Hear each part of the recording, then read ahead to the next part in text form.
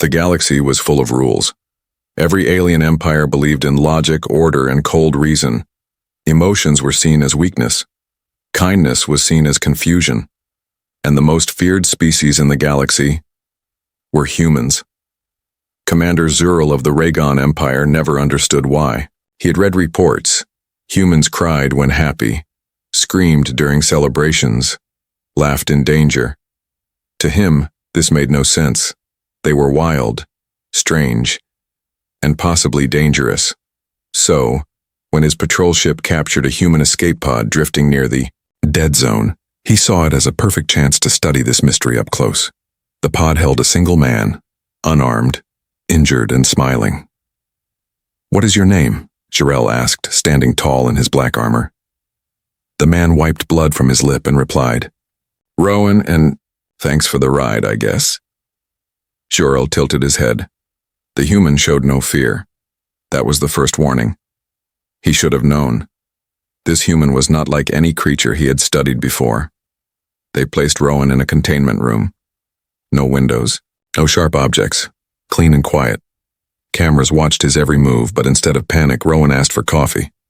"Coffee?" Jarrell repeated, confused. "Yeah," Rowan smiled. "Black, strong, maybe with a little hope in it." The crew didn't understand. They thought he was broken, but Rowan kept talking, making jokes with guards, even drawing little stars on the wall with the tip of his finger. "Why do you draw?" an alien assistant asked. "Because I miss the sky," he replied softly. "The real one." Jarrell watched from behind the glass. The human wasn't trying to escape. He wasn't violent. Instead, he hummed songs, talked to himself, and once, even told a story to a sleeping guard. "He's manipulating us," one officer warned. "He's feeling," Jarrell whispered. They ran tests, brain scans, heart readings, stress levels. None of it made sense. Rowan didn't match the patterns of any species they had captured before. "Why do humans laugh when they're afraid?" Jarrell asked him one day. Rowan grinned. "Because it's better than screaming." Jarrell frowned. "That is not logical." "Exactly," Rowan said, "and that's why you'll never understand us." That night, Jarrell watched the camera alone. He saw Rowan sit in the corner of the room, pull out a torn photo from his boot, and look at it in silence. The photo showed a small family. A woman, a child, and Rowan. Rowan stared at it, eyes wet but not crying.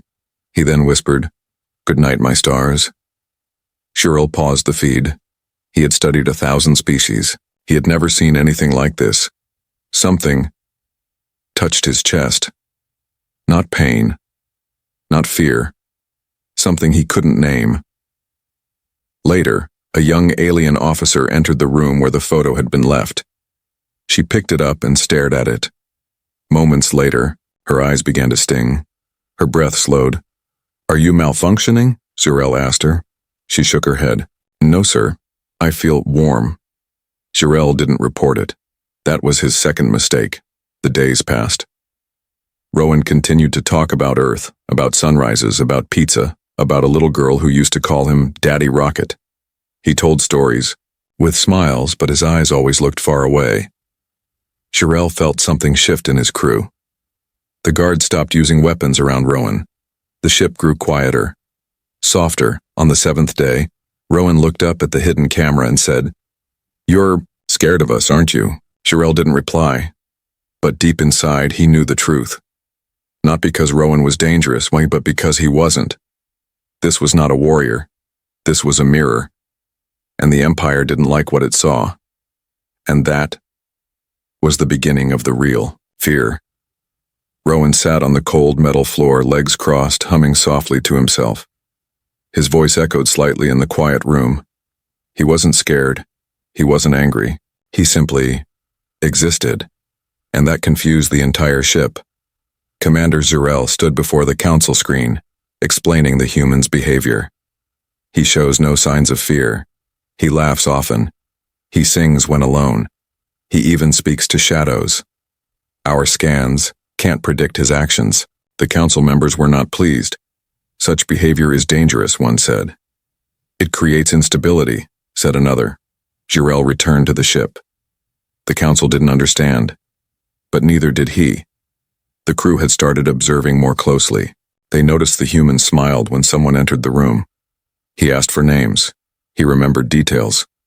He even told a joke to the repair robot.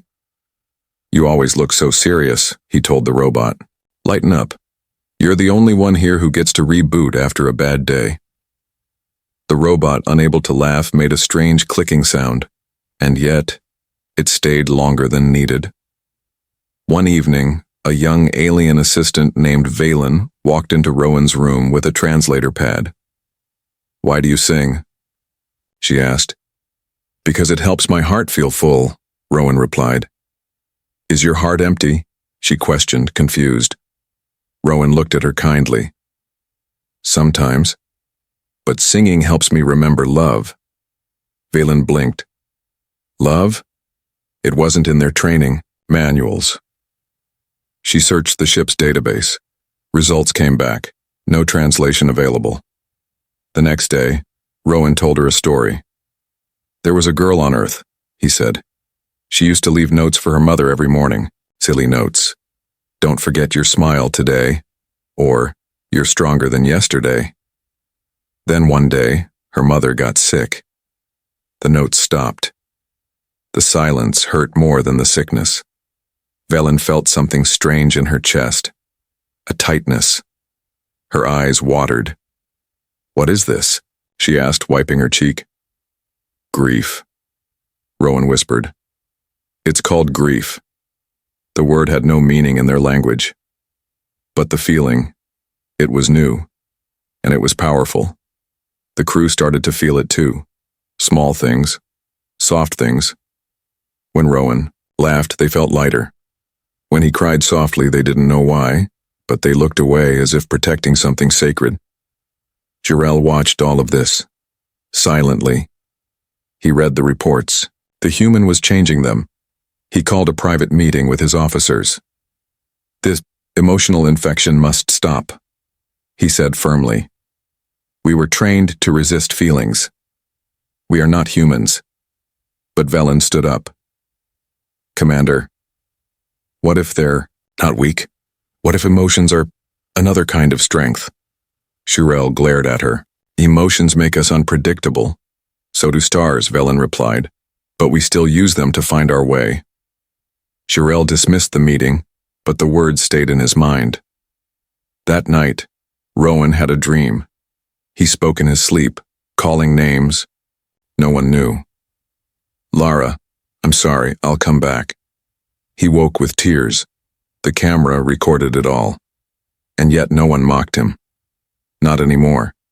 Rowan wrote poems on the walls with chalk. Little messages like, "Remember to breathe. You are not broken. Someone once missed you." Alien officers walked past and stopped to read them. One by one. None spoke, but they kept coming back. A new report was sent to the Galactic Council. The human is causing behavioral shifts in 63% of crew. Emotional signs include reflection, tears, and acts of kindness. Recommendation: reevaluate definition of threat. The council responded coldly. Terminate subject before spread reaches permanent levels. But by then, it was already too late. Commander Jirel watched Velen place a blanket over Rowan one night, carefully, without a word. He saw the way Rowan smiled and whispered, "Thank you." Jirel's chest hurt again. Later, alone in his command room, he whispered something he hadn't said since childhood. "Mother." His voice cracked. And for the first time, he didn't. Stop the tears. No machine on the ship could explain this. No formula could measure it, and no weapon could stop it. Humans weren't dangerous because they destroyed things. They were dangerous because they made others feel alive, and that terrified them more than war ever could. Commander Jirel stood alone on the bridge of his ship, the stars cold outside the window. The message from the Galactic Council repeated again and again on the screen. Terminate the human. Emotional influence detected. Logic under threat. Jirel closed his eyes. For centuries, the Ragan Empire had lived without emotion.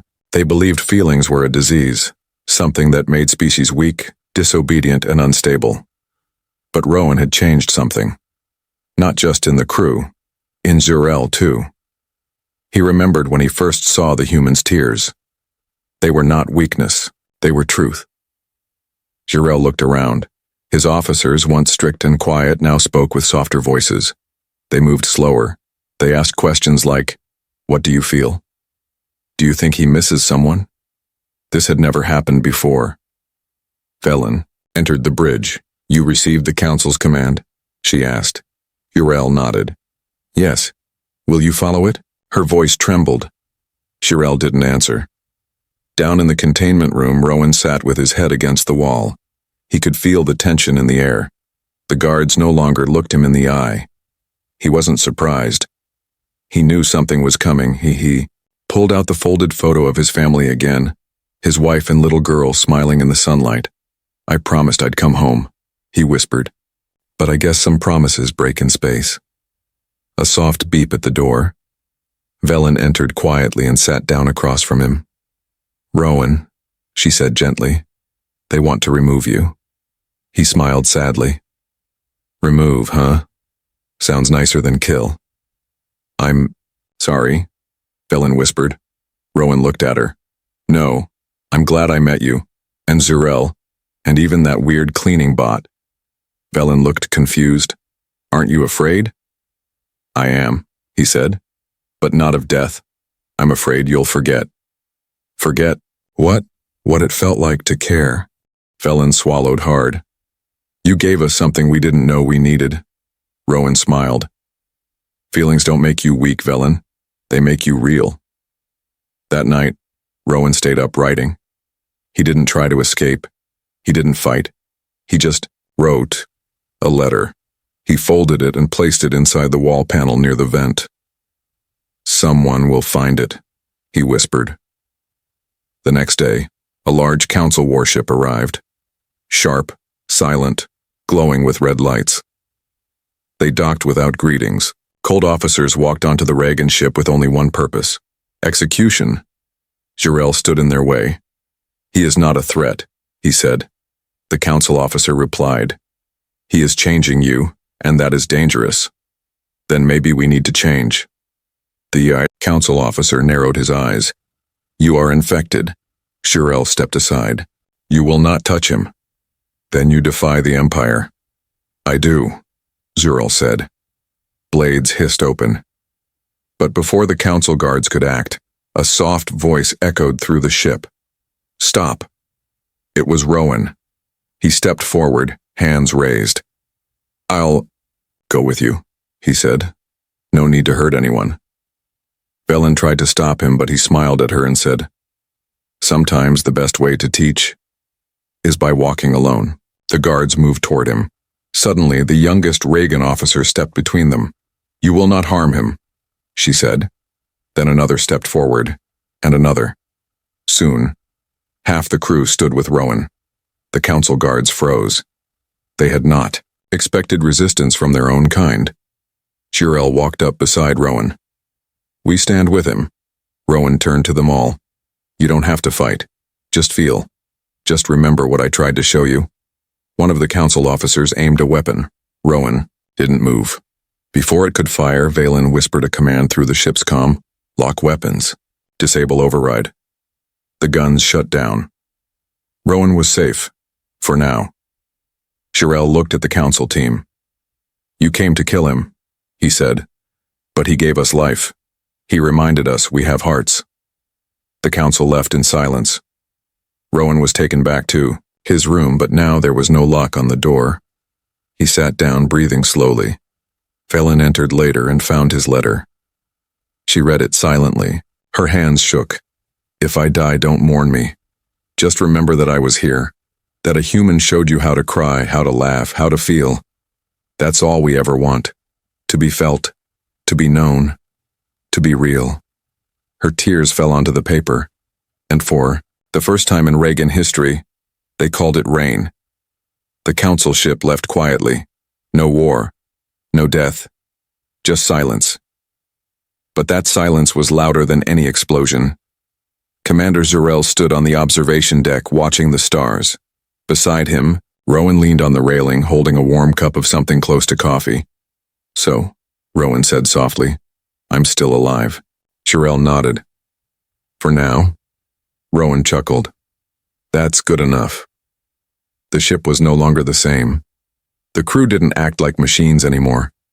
They spoke with feeling, asked questions that weren't just about orders. Some laughed. Some shared stories. Some sat beside Rowan just to listen. It was strange and beautiful. A week later, a message came from a Ragan outpost on the edge of the galaxy. The message was simple. "We heard about the human. Can we meet him?" Zurel showed the message to Rowan. "They want to meet you," he said. "That's either really good or really bad," Rowan joked. Soon, other ships began sending messages too. Not just Ragan, other species, old enemies, distant colonies. They all had one thing in common. They were curious. Rowan's presence had started something. A ripple, a wave of quiet change spreading through the stars. One day, Valen found Rowan sitting in the quiet garden room the crew had created for him. There were tiny glowing plants and a fake breeze, but Rowan sat still, staring at a blank page. "You're not writing today?" she asked. "I'm thinking," he said. "About what?" "About what comes next." Valen sat beside him. "You changed us, you know." Rowan looked at her. "I didn't do anything big."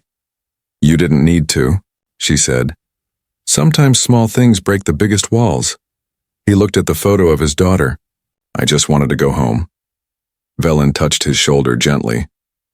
"Maybe this became your second home." That evening, the crew held something they had never done before, a gathering. They invited Rowan to speak. He stood on the small center platform blinking under the ship's soft lights. "I'm not a leader," he said. "I'm not a hero. I'm just a guy who got lost in space." A few soft laughs. "But if my being here made you feel something, then maybe it wasn't a mistake." He paused. "We humans are messy. We cry. We argue. We break things. But we also love hard, forgive fast, and hope, even when there's no reason to." He looked around the room. "And now, you felt it too." There was silence. Then someone clapped. Then another. Soon, the whole room stood, clapping, smiling, some even with wet eyes. After that night, more changes came. The Empire didn't collapse. It softened. New training began. Emotion classes, empathy practice, stories shared from different species. Even robots were reprogrammed to understand laughter. Rowan's letter was copied and sent across the galaxy. It became known as the message of the heart. Some still feared humans, but most began to respect them. Not for their weapons, not for their strength, but for something far more rare, their ability to feel. 1 year later, Rowan stood at a spaceport. A ship was ready to take him back to Earth. Velen stood beside him. "Sure you want to go?" she asked. He looked at the stars. "I need to see my daughter. She'll be proud of you." "I hope so." Zurel arrived holding a small box. "A gift," he said. Rowan opened it. Inside was a silver pin, shaped like a heart, but built from tiny stars. "What is it?" he asked. "A symbol," Zurel replied. "From us, to remind you that you're part of our story now." Rowan smiled, eyes misty. "Thank you." As he walked toward the ship, Velen called out, "Will you come back?" Rowan turned and grinned. "Only if you promise to have coffee ready." The door closed. The ship launched, and, far above the stars, one human's quiet kindness continued to ripple, from one heart to another, across galaxies.